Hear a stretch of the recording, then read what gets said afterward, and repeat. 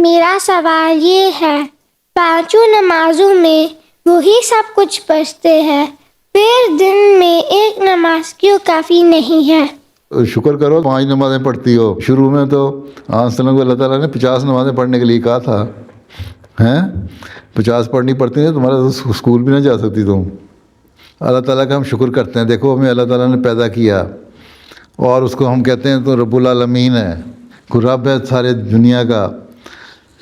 پھر بے شمار رحم کرنے والا ہے، بار بار رحم کرنے والا ہے. پھر جو دنیا کی بھی کاموں کی جو ہم کرتے ہیں ان کی جزا سزا بھی اللہ تعالیٰ دینے والا ہے. اور ہم اس عبادت اس کی کرتے ہیں، اس سے مدد مانگتے ہیں کہ عبادت کر سکیں. سورہ فاتحہ پڑھتے ہیں نا ساری، اور اس کا تم ترجمہ بھی سیکھو تو پتہ لگے گا.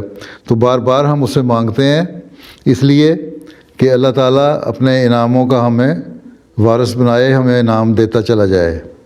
ٹھیک ہے؟ اور اللہ تعالیٰ جب دے دیتا ہے تو پھر انسان کو شکر گزار بھی ہونا چاہیے.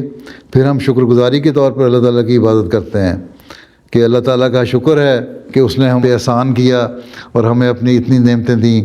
دیکھو تمہیں اللہ تعالیٰ نے کپڑے دیے، تمہیں اچھا کھانا دیا، فریج میں تمہارے جوس اور دوسرے ڈرنکس پڑے ہوتے ہیں تم پی لیتی ہو، تمہیں برگر کھانے کا موقع مل جاتا ہے، تمہیں یہاں آؤ تو پلاؤ اور بریانی مل جاتی ہے لنگر کھانے سے آ کے.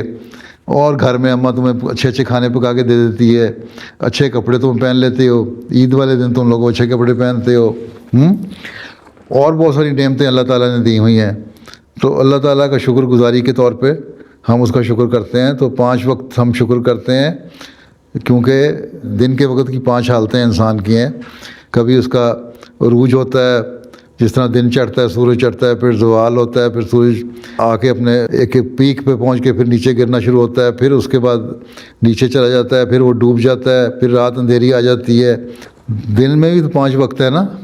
تم کہتے ہو ایک نماز کو نہیں پڑھ لیتے، تو پھر تم کہو کہ دن کیوں نہیں، سارا دن سورج کیوں نہیں رہتا؟ اللہ تعالیٰ کہتا ہے اگر میں چاہتا تو میں مستقل سورج نکال کے رکھتا، رات ہوتی نا، پھر کیا کر لیتے تم؟